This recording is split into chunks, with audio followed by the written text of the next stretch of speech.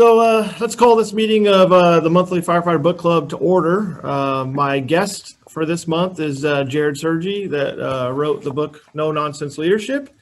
And cool thing about this is Jarrod's also the one that is pushing me to write my book again. I was on hiatus for a while, and then Jarrod's book comes out, and I'm like, that's it. Now I got to get my book done just because Jarrod got his done. That's right. Jarrod is my catalyst right now, which works out really well. We got some cool stuff lined up. I just got Brad Mayhew's book in my hand the other day. He finally shipped it. I don't know where he's been, but finally, Brad, thank you for shipping your book out, even though it's a quick read. But this will be one book of 7, I think, in the series. And I kind of convinced him to put it out like Star Wars, where it comes out out of order. Just to throw people off. I was like, that's what I want to see. Yep. So I'm really excited about that. If you're watching this live or you're going to watch the video later, the other one I want to throw out there is Les's book, Carpluck, when he does purpose-filled leadership. He's in Canada, so order your book early. It's probably going to take a while to ship, so you have a chance to read it and get through the material. I wanted to kind of throw that out there because it's probably going to take him a while to ship books out, especially if you're getting autographed books. So a couple of announcements there. And then at the end of this one, like I said, I'll be doing a couple of quiz questions regarding from Jarrod's book to give you Steve Przyzabowski's 101 tips for promotional. I know I got a little segment in here. Jarrod, you're in here too, right? I am, yeah. There's a lot of good information in this book, and I got a couple of copies that I'll ship out for free if you can answer a quiz question based on something that is in Jarrod's book or something that we talked about today. So at that point, I'd like to turn it over to Jarrod to say hi. Yeah, hey, what's up, everybody? Thanks for jumping in. First, I'll go back to Jesse's book. I got the chance to read it a little bit, and I can tell you, when I read it, that was one of the things that, putting out employee fires, I didn't get a whole lot of that as a firefighter. One, I wasn't an officer, so I wasn't dealing with those problems. And typically the way it worked is you never really talked about those scenarios until it was time for promotion. It's like, all right, let's talk about if a guy walks in and does this. And it's like, that kind of happens here on the regular, I think, department wide, maybe not in one particular firehouse, but I read it and I was like, man, this has got to get out there. People need it. I know I needed that as a young officer. Even still today, it's just, you put enough people in one building, there's going to be some conflict, and knowing how to deal with it's good. But thanks for jumping in, everybody. I'm excited to talk about the book in particular, but and leadership in general. So I'm joining from, if you don't know much about me, I'm from Norfolk, Virginia, or I work in Norfolk, Virginia. I live in get my areas mixed up. I'm from Southern California. I joined the Navy. They shipped me across country. I work in Norfolk, Virginia, and I live in Chesapeake, which is not too far away. It's kind of interesting. I tell people all the time, I was an explorer in a firehouse that he works out of, which is just kind of neat. Before I left for the Navy, I was just running around chasing fire trucks out there. So, but I've been in Norfolk for about 16 years now. I'm an engine captain. I've been a captain for the last almost 4 years, and then I guess a company officer for close to 10 years total now. Stationed at Engine 1 downtown. It's a cool place to work. I got a lot of guys there that love coming to work. It's a fun place to be. I still love going to work every morning, and that's me. Yeah. And it is funny, literally, I didn't even know this, but I met Jarrod when I was teaching out in Virginia Beach. And then he was like, yeah, I'm from Southern California. And then he tells me that he was really an explorer at the fire station that I'm assigned to right now. It's so cool to kind of hear. So the first thing that I want to talk about, even though I know that you would rather talk about nozzles and high-rise stuff, it's probably killing you that you can't on here because we're just going to focus on your book. My other passion. Yeah. Yeah, Jarrod's a big propeller head in that stuff. But first and foremost, so obviously you talked about the Navy, your military stuff.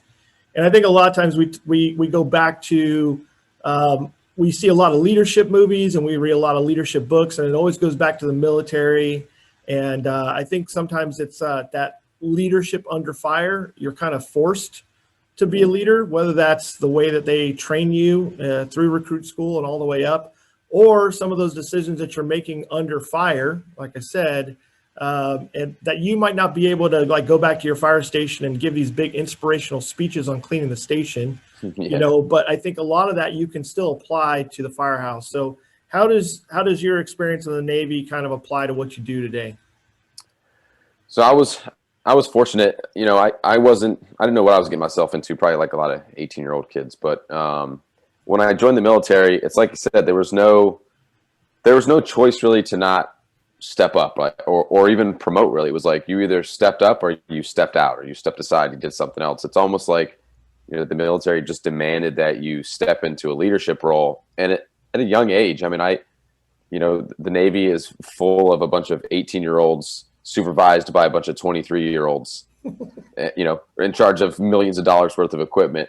And so you have to learn very fast, good leadership characteristics. And you just get put into these positions quickly and early with people you have never met before, people that are from different parts of the country. They have different backgrounds and everything. And it's just like, boop, all right, now you guys get along. And, oh, by the way, Jesse, you're in charge of these knuckleheads. And you're like, whoa, what? And so it's, you just kind of crash and burn along the way. But again, the military and it's based off their culture and their history and their heritage. I mean, they just demand that leadership in you. And I think they do a good job of knowing that because they demand it, they do a good job in preparing, whether that's formal development programs or something like that. So I was really drawn to it. And, I liked that. I'm the type of person, it's kind of weird.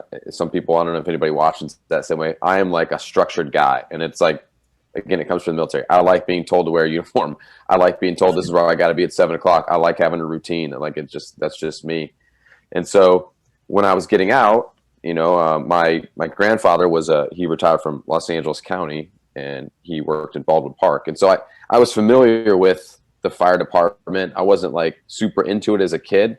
I wasn't that guy that grew up and was like, oh, I want to go in the fire department. This is what I want to do.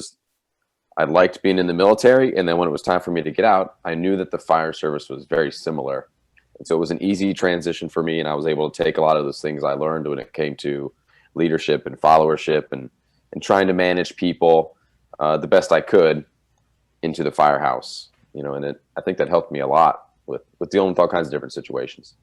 Yeah, it's pretty amazing. I got to hang out with Mark Davidson out your area as well from Fairfax. Yeah. And we talked about that big connection between the military and the fire service, where literally in the Civil War, they were looking to recruit people that already had certain leadership abilities, used to being under pressure in extreme events. And they recruited from the fire service, fire brigades from all over the New York and different areas.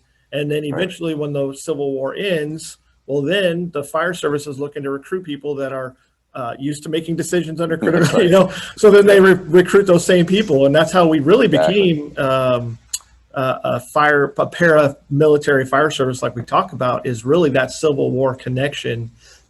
Because before that, our fire brigades were kind of a European model and a little different in rank structure than we have today. And it all comes from that. And the other one you brought up that's pretty interesting is like how you're talking about 18-year-old to 23-year-old kids like responsible for millions of dollars of equipment. And it always reminds me of that, like that Bruno Cassini thing he talks about, empowerment of I'm the fire chief. I'm at home sleeping, and I expect those people to be making decisions at 2:00 in the morning that they're not going to wake me up for. And I have to give them expectations. I have to empower them to make those decisions. And he says, and I got to trust them. But every single day they're taking a $1 million fire truck down the middle of Central Avenue in Phoenix, Arizona, making those decisions and shoving tubes down people's throats and shocking them. And, and he goes, and every single day they could wreck the entire city in 15 minutes if they wanted to, but they don't, they take very good care of it. And, so I think that goes back to what you're talking about is when you're teaching your people, giving those expectations and empower them to do those things. And you have to decentralize that from the fire chief down to that level. Absolutely. Yeah. So when you start talking about followership, there was a thing in the book that it talks about in the earlier on portion that you had 22 different personalities, needs, and values. In an engine company, we're usually dealing with 3, maybe 4. In the really great places, 5. I guess if you're talking about leadership and you're staffing a 1-person engine crew, then that's just kind of like that Bill Cosby comedy show. Like, will you stop touching me? And you're a single child parent. Well, then something's wrong with your kid. But talk about managing 22 different personalities, values, and. Yeah, absolutely. So it was a challenge for me initially, and I'll be honest, when I was put in that position, is they called it an LPO, which is, I don't know if anybody did some time in the Navy. It's a leading petty officer. It's very similar to a company officer of a station, almost identical. I made a lot of mistakes initially because it was like, again, when I was 21 years old, I was 22 years old. It's like, I'm the boss, and looking back now, I'm like, I was the boss when I was a 22-year-old kid, but I almost felt like, I acted on a lot of authority alone initially, and I didn't try to get a lot of people's trust initially. It was just like, I'm the LPO, you're not. That's how the Navy works. And so I made a lot of mistakes along the way when I first got that position.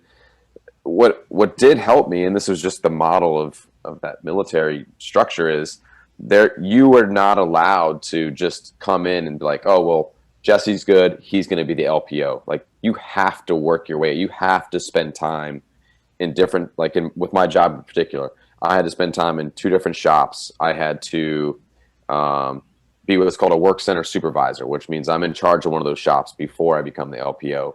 So I'd like to think that I had credibility when it came to, I was competent what I was doing in those different positions. So when I became the LPO, I think they trusted me in that sense. Like, they knew that I knew how to do the job, that I expected them to do the job well, but I had to work a little harder to get the trust of all those folks, especially 22 of them.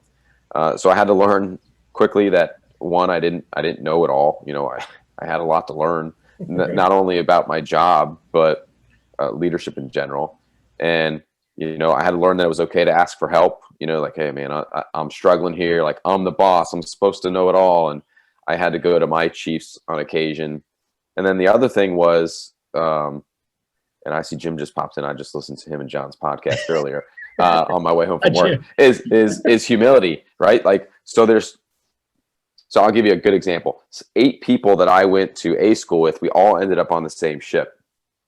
We all were about the same rank. We kind of moved up and down a little bit. So imagine being stationed with people for several years, kind of like the fire department, and then, oh, now Jarrod's the supervisor, right? So it's like they all wanted to do that too, and it was I just got it. Like, I was lucky enough to get it. So I had to make sure I was humble and not, I didn't want to poke them in the eye or brag or just have this hubris about me. Like, well, again, like, I'm the boss. You guys should just do what I say. It was, I want to make sure that they understand that we have a good relationship. I'm in this position. I want to build a good working relationship full of trust and everything else like that. But it was very, very difficult, especially for me as a kid from Southern California. I got a guy. I didn't go out of the country much. I went to Colorado a couple times. I got guys from Texas. I got guys from New York, the middle of the country. And it was, they all have different, again, like I said, different backgrounds and everything. And it was like, well, why do you speak that way? Why are you talking that way to this person?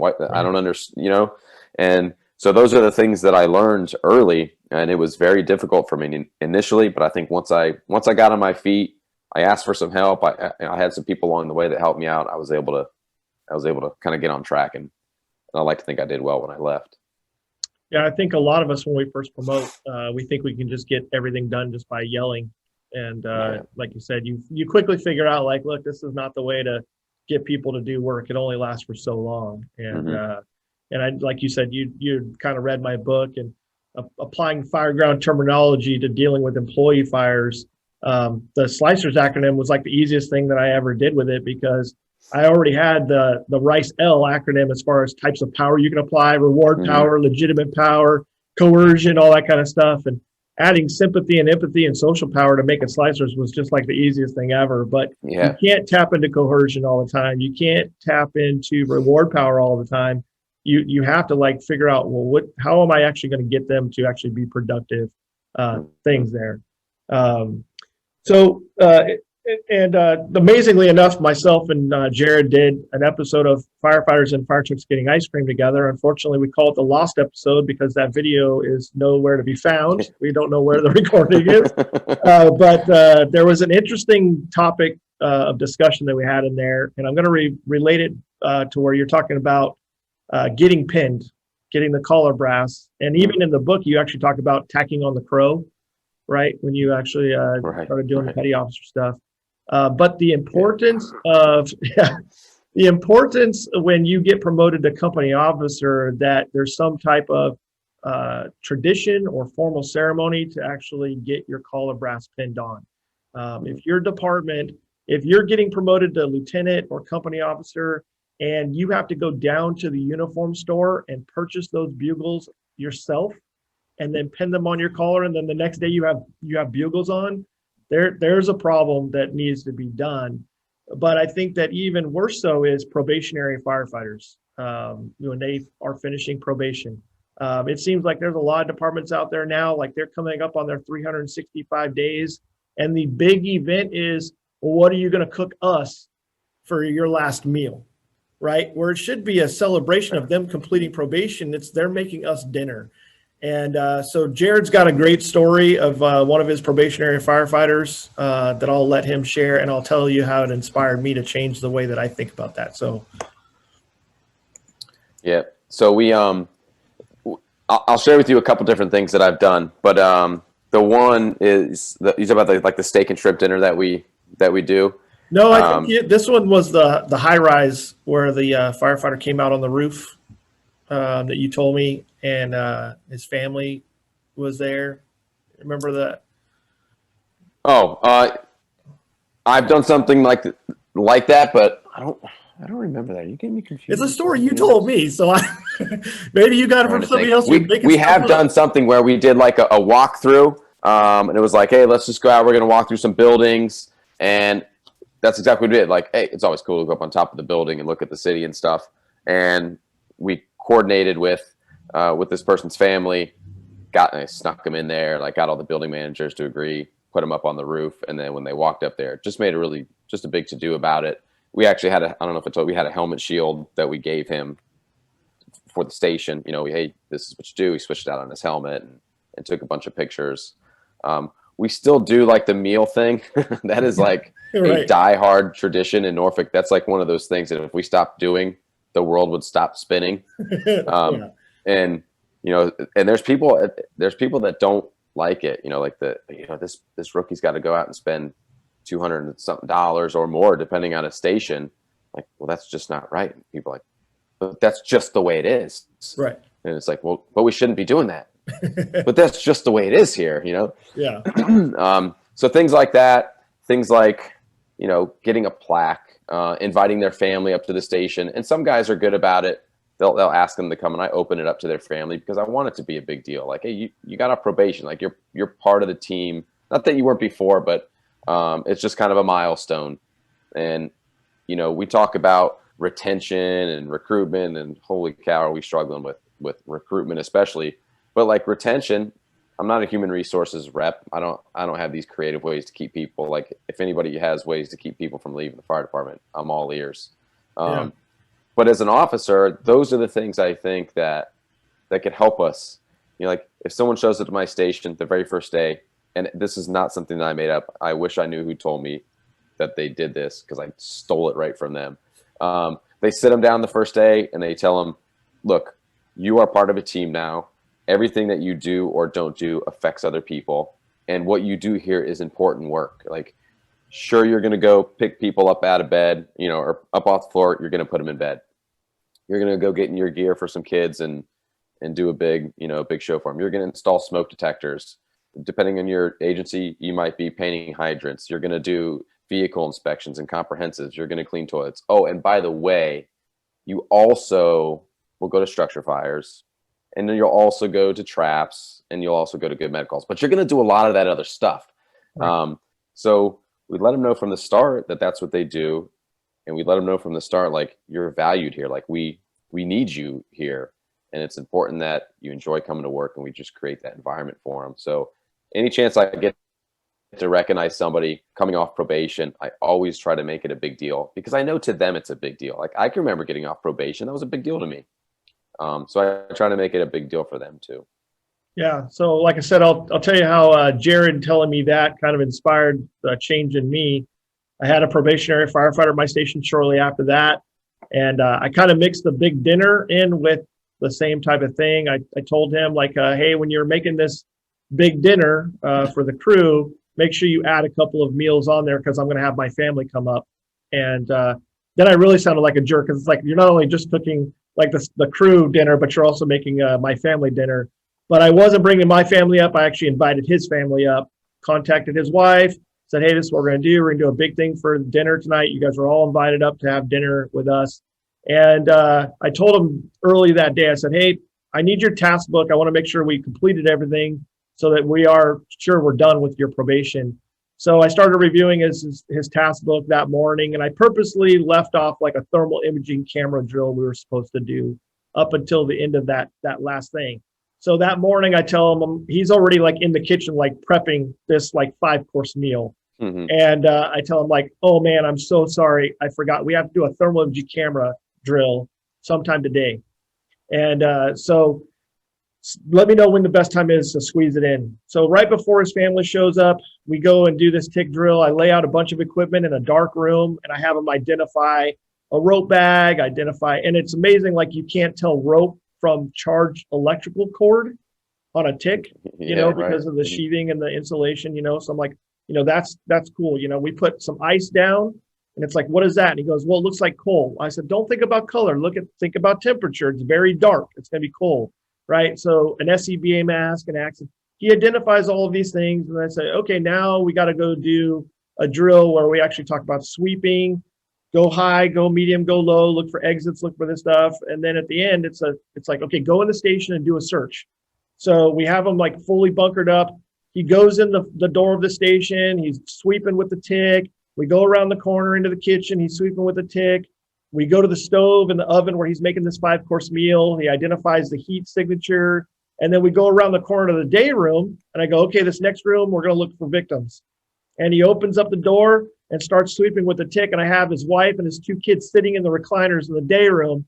And he sweeps across with the tick. He goes, I got one. I got 2, And then we turn on the lights, and his family's in there. That's cool. And all that. So I appreciate that, dude, because that was the biggest takeaway that me and you hanging out that time that I took away from that. It's like, look, this probation is about me having a good meal. This probation is about celebrating his finishing whatever 12 months, 18 months stuff. Right. So I wanted to share that story with you, because that was good stuff that inspired me on that. That's awesome.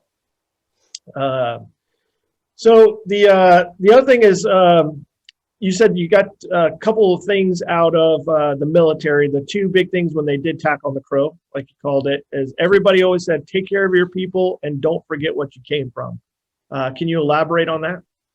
Yeah, I can. Yeah. So for those that are watching that may not be familiar with the tacking on the crow, they're literally just punching you in the arm. So, you get your crow on your sleeve, and then everybody who's already been promoted to a petty officer, they just come by and they just waylay on you. I mean, it is miserable. I don't know if they still do it in the Navy. I tend to think they probably don't now.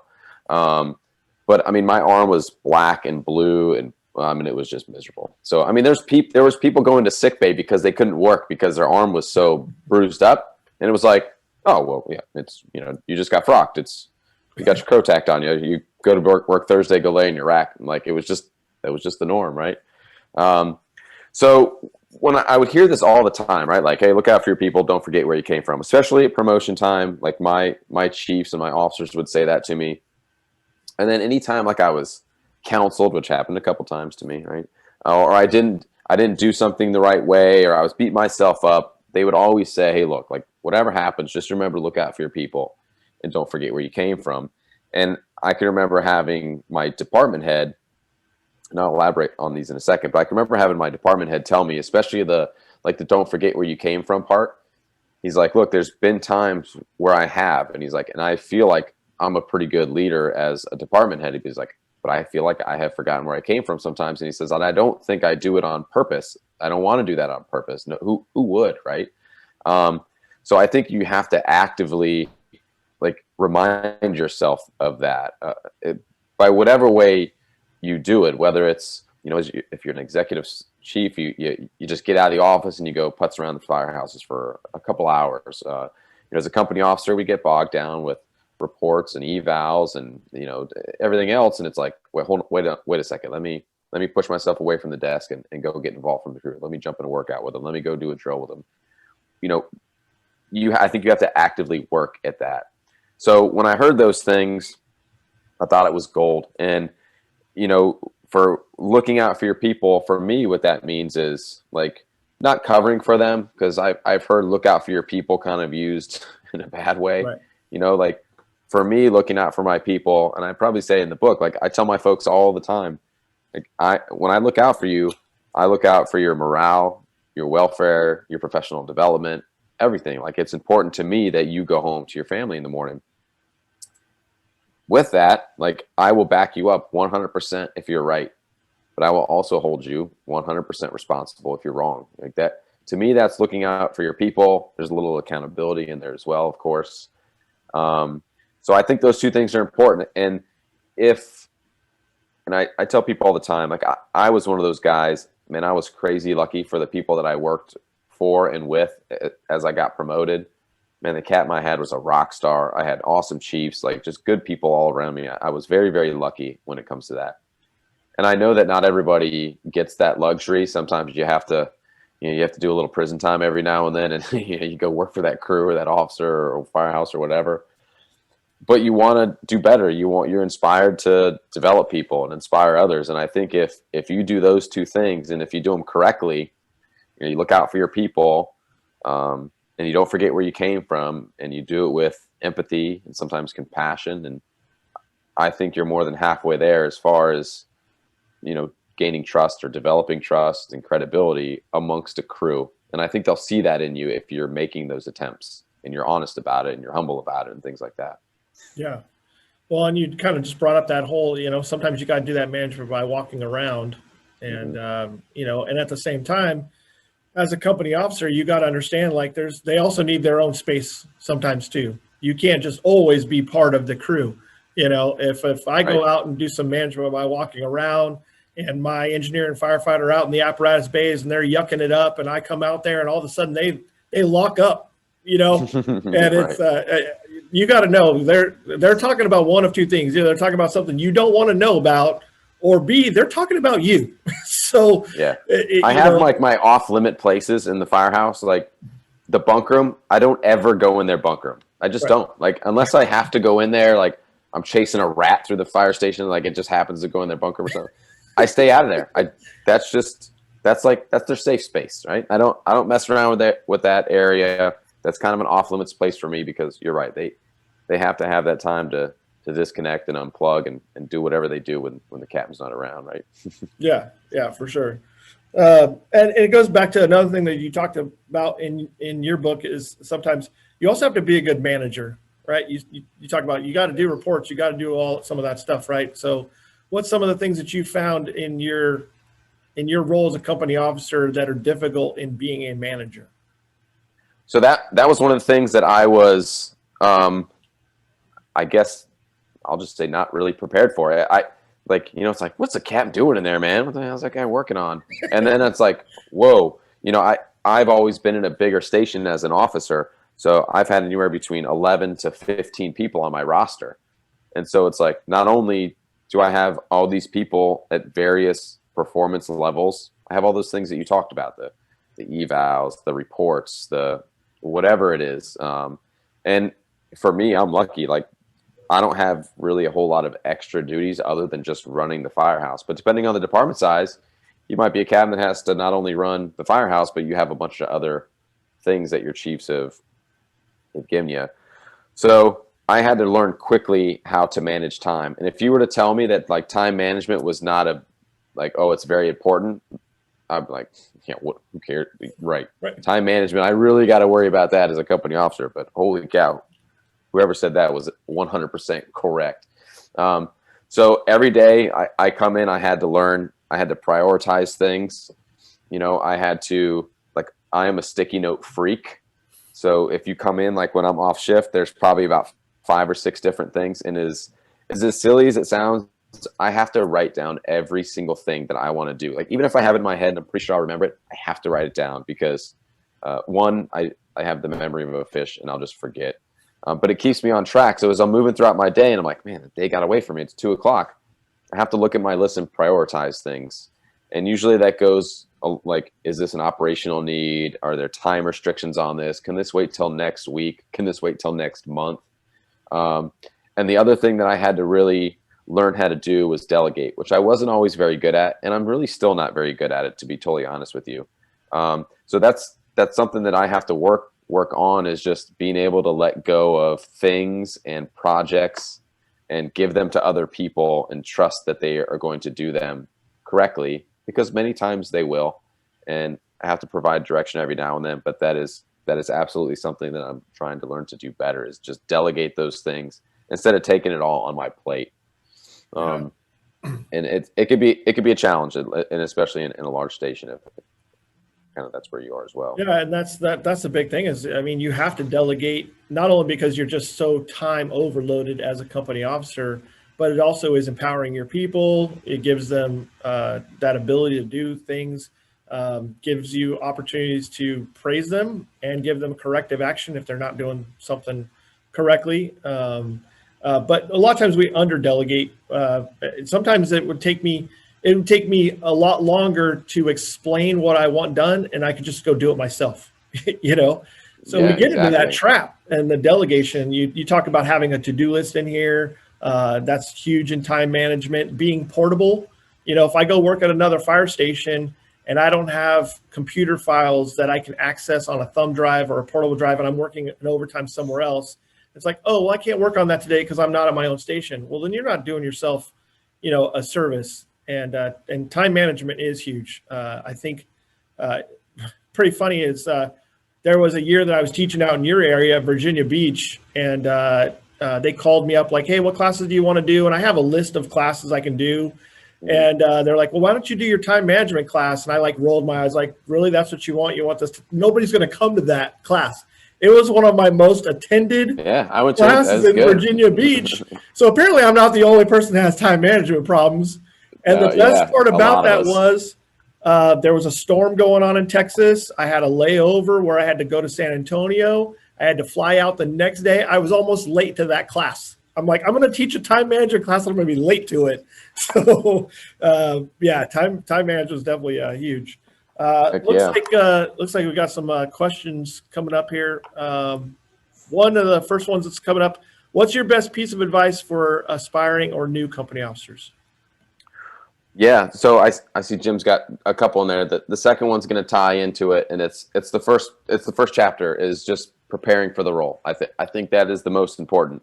The advice I would give to people, and I always struggle with this because I always want to make sure people are promoting for the right reasons. So maybe that's number one, right? Like, don't promote to I'll be honest with you. There's people in my department, they will promote to get off the ambulance. It's like, could there be some benefits to that? I'm not saying there isn't, especially if you've been doing it a while. I mean, that could be a kick in the stones if you've been riding on a busy ambulance for a long time. I get it. I'm a paramedic, right? But do it for the right reasons. Like, don't do it just because you get your own bunk room. Don't do it because of the prestige, if you think that's what it's going to be there. Do it for the right reasons. And for me, the right reasons is, you have to promote for the organization, meaning promote to be able to inspire and influence others. And, for an aspiring company officer, I think we mentioned it earlier, is you have to be credible. If I'm working on a promotion and I have done nothing for the last however many years, and every time somebody walks in the firehouse, they see Jarrod doing nothing. And then I just prepare for an assessment center, but I don't prepare for the position, like Steve says, right? Like, all of a sudden, boom, the following week, I'm a lieutenant. Like, there's no magic. Like, there's not a secret ceremony that goes on behind closed doors where it's like, ooh, all of a sudden you are competent, you are credible. People are going to trust you, so you have to, if for 1 minute you think, what, I'd like to do this a few years down the road, like find somebody that you would like to be like a version of yourself later, and like, hey, what did you do? What did you do to prepare? One, you got to be competent, right? So did you take classes? Who did you listen to? Did you find a mentor? Did you pay attention to what they did on the fire ground, on the EMS scene? So do those things, truly prepare yourself, because once you become a company officer, you are responsible for outcomes. And if you don't prepare people and you don't prepare yourself, especially, you will only contribute to poor outcomes, whether that's poor outcomes in patient care, whether that's poor outcomes on a fire ground, poor outcomes in customer service, God forbid, poor outcomes in an injury, a career-ending injury or something like that. Right. So if this is something that you want to do, I think take it seriously. People ask me, well, how do I know if I'm ready? And that's a hard one for me too. What I tell them is, I say, look, if you are ready to put others before yourself and you feel like you are confident in your skills, you don't have to be the best. I'm certainly not the best. I have a lot that I need to work on. But if you feel like you're in a position where you want to inspire others to be better, you want to do it for not only their professional development, but for the department, the organization, and you feel like you are technically competent enough to move into that next role, then take the test. And if that's 5 years or 10 years or whatever, the time frame, I'm not going to go down the rabbit hole with time to promote, but I think mindset is important as well. And I've seen people that are full of piss and vinegar and they want to do great things for people and their department, and they promote and they just are rock stars, and they got 6, 7 years, 5 years. And then I've seen people that have 20 that don't have any of that and promote, and they're disasters. And I've seen people that wait 20 years and they're rock stars too. So it goes back to the mindset, and it goes back to what have they done to prepare, and once they land in that, a new officer, once you land in that position, kind of like what we were talking about earlier, don't feel like you're going to go and lead off authority. Like, just ease into things, right? Earn trust amongst your crew, talk to them, build relationships. And it doesn't have to be, you don't have to be best friends with everybody, but you got to build some relationships and some trust between each other, because you're going to ask them to do things that, could potentially get them hurt. You're going to ask them to do things that may be uncomfortable. And then above all else, you have to lead by example. And, preparing for the role, if I'm your lieutenant and you're getting ready for promotion, and here I am trying to give you all this advice on preparing for the role of a lieutenant or a captain, but I haven't done any of that. Right. I really don't have a whole lot of credibility there. I'm just kind of talking out of the side of my mouth. I haven't done any of those things. So lead by example, which could be difficult to do, right? Because I think we're all a little inherently lazy, maybe just me. But I have those days where I come to work and I don't want to train. I have those days where I come to work and I don't want to work out. I have those days where I come to work and I just don't have that motivation. But you don't get that luxury every single day that you come to work as an officer, especially as a new officer that's building credibility. You have to lead by example. And if you're gonna tell people to do things, you have to be willing to do them yourself or have done them yourself. Yeah. Well, good that question got out there. I didn't know it actually came from Jim Moss. I'm glad that we're teaching Jim Moss how to be a captain still. And it's funny, like you talk about, well, when do I promote, or I just want to promote because I don't want to work for that idiot. Well, I'll be honest with you. You promote to captain, you might be working with a battalion chief that's an idiot. And there's still going to be idiots out there that you're working for or working with, and trust me, sometimes it's easier to work for an idiot than actually manage one. As much as you think it's like, well, I don't want to work for that guy. Well, trust me, it's all going to come around. And that's right. You talked about putting in the time, and a couple times in the book, I have it written down, and Mike brought it up here too, is competence leads to confidence, right? That's having that, being a good firefighter leads to being a good company officer, right? So you have it in the book several times. What's your big take on that? So, the reason that's in there is because for me as a company officer, like I'm a captain by title, of course, right? But I ride a fire truck I go on EMS calls. I'm a paramedic. So, for me, I have to know what I'm doing, right? And people will see if I'm not. And so if we're on a call, it doesn't matter what it is, and crew members, like I can remember being a firefighter looking at my captain thinking, this guy has his stuff together. Like he's good on the fire ground. He's smart. He is constantly learning how to be better at his job. He provides good patient care. Like he's empathetic towards people. I'm like, I want to be that way. Like, how did this guy get there? And it was all going towards just being a good firefighter.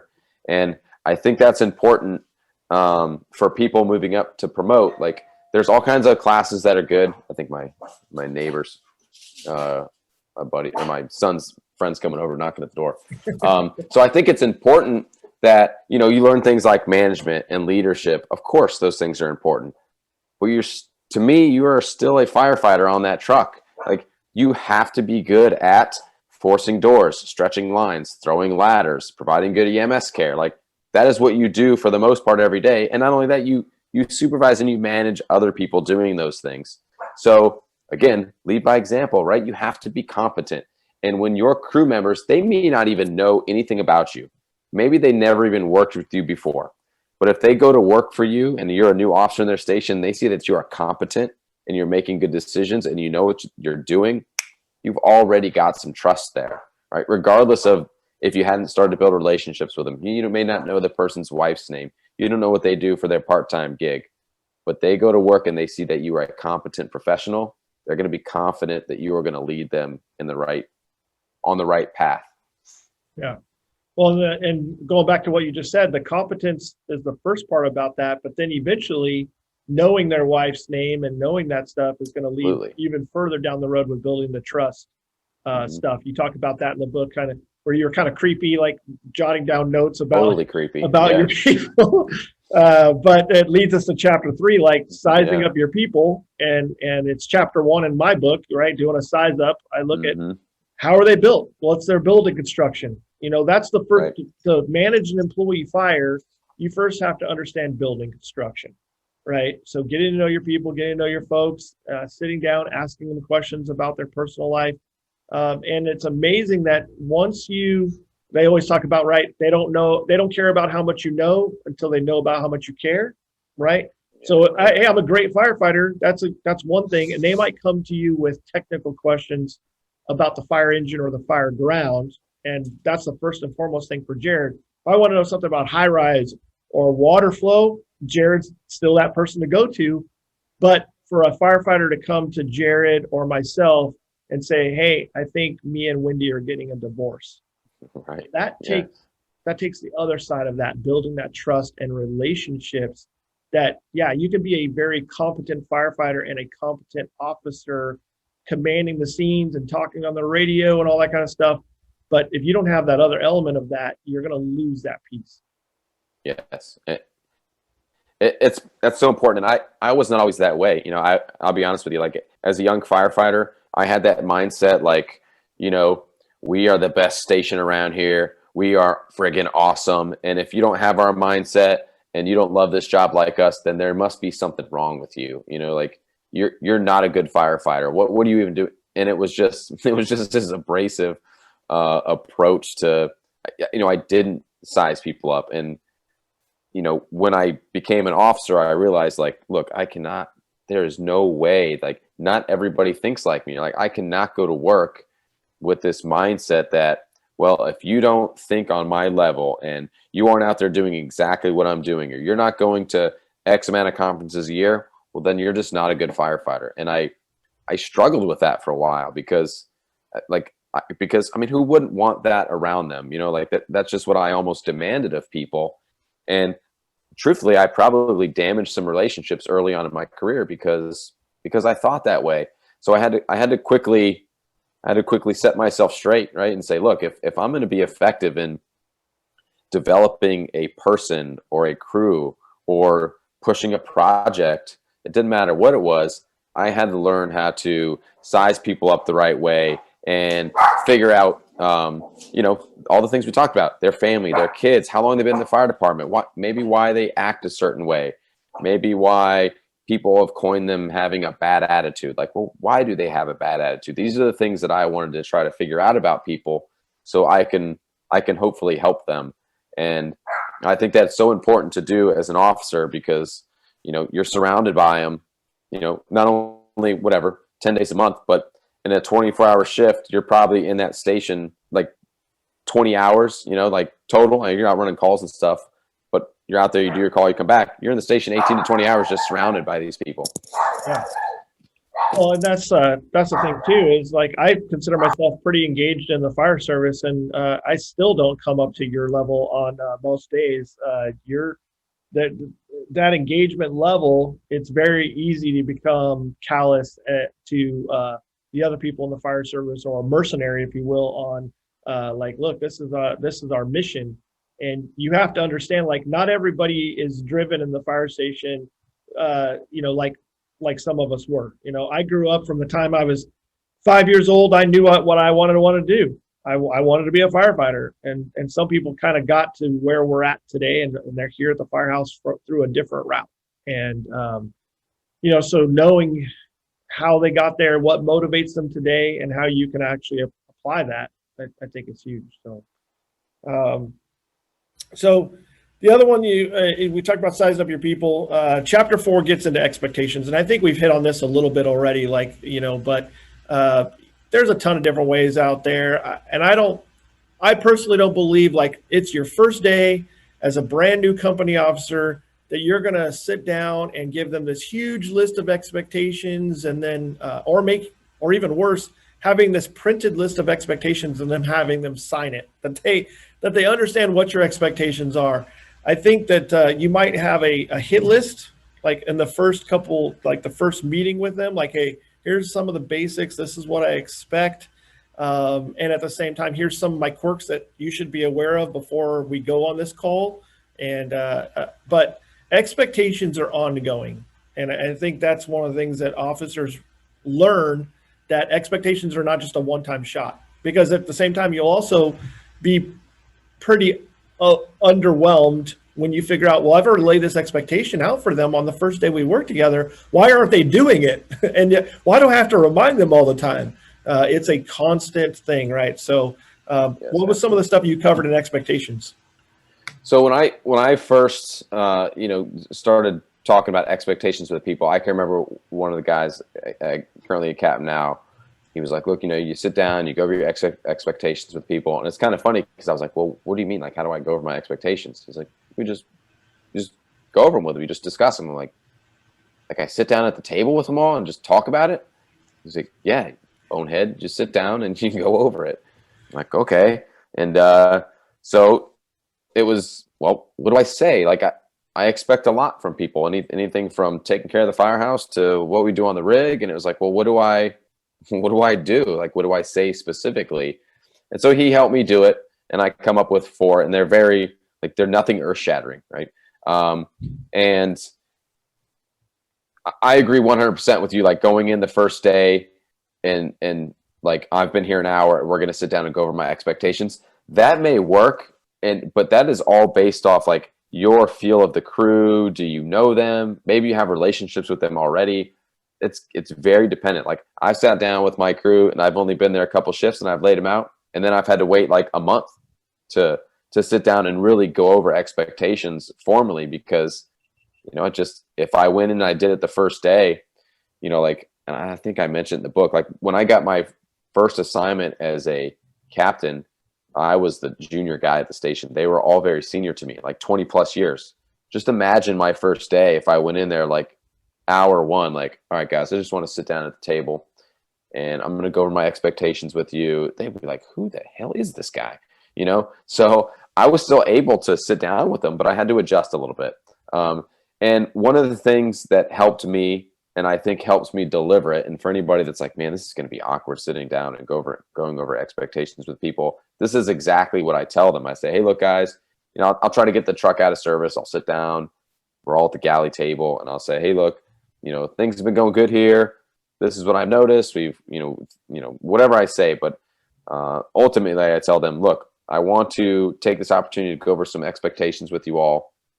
You know, the reason I do this specifically is because as your officer, you're going to go out the door and you're going to make decisions. And at times I may hold you accountable to those decisions that you make or that you don't make. And if I haven't shared my expectations with you as your captain, then I feel like that's my fault. And I have put you all in a bad position, and I don't want to do that to anybody here. So because of that, that's why I want to go over these expectations. And typically they're like, oh, I mean, what are they going to say? Like, yeah, that sounds really great, Cap, but I'm not going to listen to this. They usually warm up to it, and I just am very direct. Like the ones I go over in the book, they're simple, right? Be ready, look professional, act professional, and then take care of each other. There's nothing crazy there. Be ready is your gears on the truck ready to go, your mindset. You take care of your body. You take care of, you take care of the truck. The equipment's ready to go. Be professional is just simply that. Going out the door and be professional. The way you speak to people, the way you speak to each other, the way you speak to the public. Taking care of each other, that's with anything. That whether that's somebody's going through a divorce at work, there's a death in the family, some like crazy things that you just don't prepare yourself for in an assessment center that will just land on your desk, and you have to be able to take care of each other. No silos in the station, no backstabbing. Like everybody's there because we're there for the brotherhood or the sisterhood that we really like to put out there. But when it's inconvenient, we just kind of, I only say those things at conferences, we have to take that seriously. So I think sharing your expectations with people is important. And I think maybe it's just me, but I believe that people want to hear them. I know I wanted to hear them as a firefighter. It was important to me to know what my officer expected of me because it made my job easier. And one of the other things that I always throw in there at the end is I ask them what they expect of me. And only a few times, honestly, have people spoken up. Most times they're just like, I said, as your officers, what do you guys expect from me? And they're just like, whatever, okay. Some of them don't say anything, but there's been a couple times when they've been very specific. Like, and I can't tell you exactly what those were, but they have said things to me. And I think that's important. Like it goes both ways there, right? You can't sit down and lay out your expectations or maybe your pet peeves and be like, well, I know you guys have them too, but that's not important to me. I only care about what I have to say to you. Yeah. So that's kind of how I lay them out.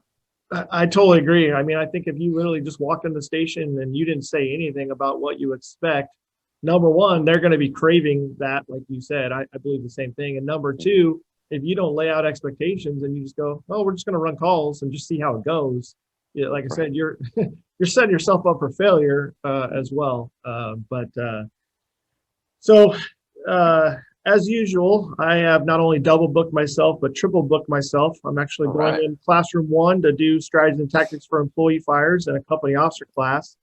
So I want to kind of wrap up some stuff here, see if there's any other questions. I know that we're trying to keep these down to an hour, but I could talk with Jarrod for 4 hours for sure. I know, it's easy. There's a question here. What's your favorite or most important part of your book? That's from Jim as well. Jim.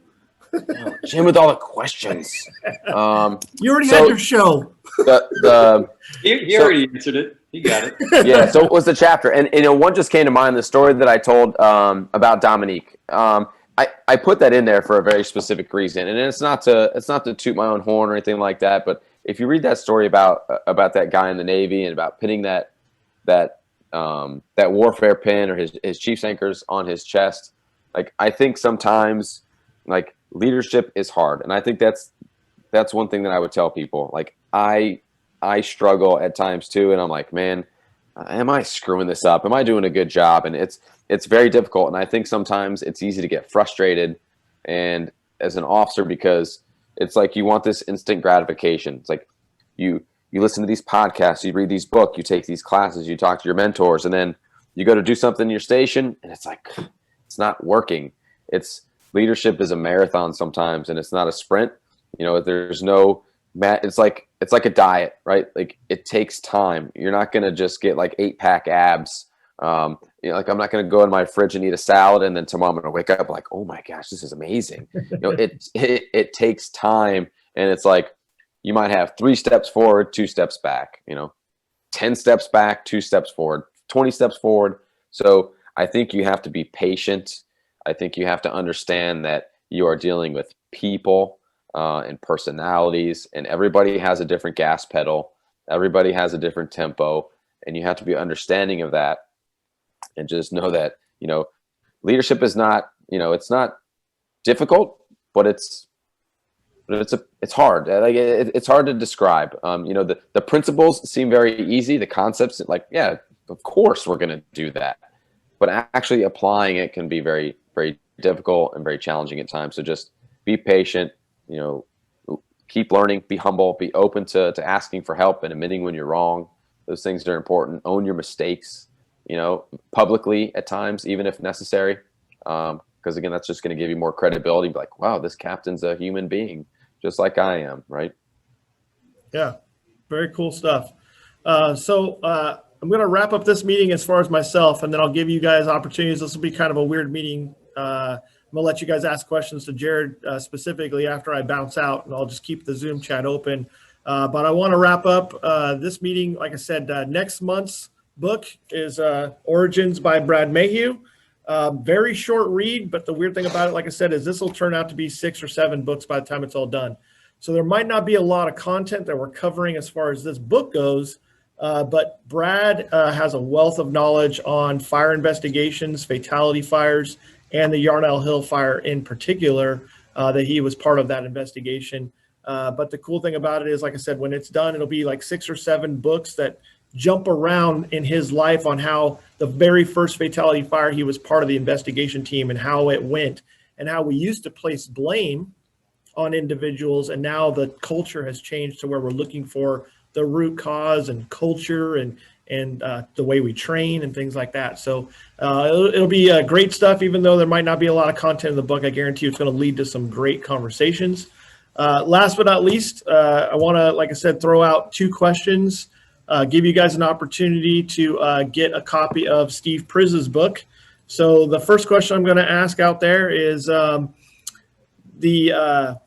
we talked about pinning on the crow a couple of times, but actually, what bird does it actually represent on there? Anybody throw it out there, type it in the chat, and whoever brings up there first, I'll be getting your info to send you a Priz book. So type it in the chat, guys. All right, Mike Fleming, good job. It is an eagle. I know they call it a crow, but I don't think the Navy one really has a crow on their uniform. And then I'm going to throw the next question. I'm going to throw Jarrod on the spot here. Think of a question, something in your book that if they've read it, that's the whole goal of the book club here, guys, to actually read the book, not just watch the videos. Like, wait, what page was that? Yeah, they're going to look for the answer. So I'm going to have Jarrod ask a question, throw something out there that's in the book that they probably should have covered. Jared's got to look it up, so I know you guys. I know. I was actually going to try to take something from Dominique's story, because where I was going with that whole thing was, that was a guy that worked with me, and then 12 years later, he asked me to pin his Chiefs anchors on. So where I was going with that is, like, it could be tough and it could be frustrating, but then it's like, oh, like the fruits of your labor will surface eventually, and people will appreciate what you do for them. So let's see. Give me just a minute, Jesse. I know you can go. Something simple that's in there. Wasn't prepared. I wasn't. Don't worry, Jesse. I'll take over. You can go teach your class. I'm just kidding. Jim, maybe you got a question there you can throw out to the group. I'm trying to think of something very specific. There you go. Oh, let's see. I know a good one. All right. So this is right up Jesse's alley. So when it comes to dealing with conflict, and I don't know if this is going to be specific enough, but there's a 5-step process that I use for people. And there's one thing in particular that I ask them that really shifts accountability to them, because it's their problem to fix. You're there to help them. But what specifically, when I'm sitting down with somebody, I mean, these words spill out of my mouth. I'm dealing with a problem. I'll even give you the first couple. Like, we've addressed the problem. I've talked about why we are here and why this conversation is important to me. And the next step I ask them is, what? Literally, these words come out of my mouth. Yeah. And it's very similar to the way that I talk about managing conflict and the strategy for employee. You're fired, man. Strategy to employee fires. Yeah. Exactly. How can you fix it? What are you going to do about it? Right. And the reason I do that is because I don't want to have to go to them in 2 months and say, hey, look, Eric, remember when I told you that you had to engage more, whatever? I can go back and say, hey, Eric, remember when you told me you were going to do this stuff? You told me this was your solution to this problem. I'm here to help you fix it, but this is your problem to fix. Yeah, no, that's good stuff. Even though, just so you're aware, Jim typed in there, "You're fired." That's why we're all laughing at that. But yeah, that's great stuff. And I definitely, when my book finally comes out sometime next year, I definitely will expand on that. And it seems like me and Jarrod have been on the same page on our books in a lot of different regards. And Jarrod will have a case study at the end of the book, which is a great read. So, Mike, make sure that you type in your address, or actually PM me on Facebook, Eric as well, to make sure that I get you guys Steve Priz's book sent out. And from here, like I said, I'm going to leave the Zoom chat open.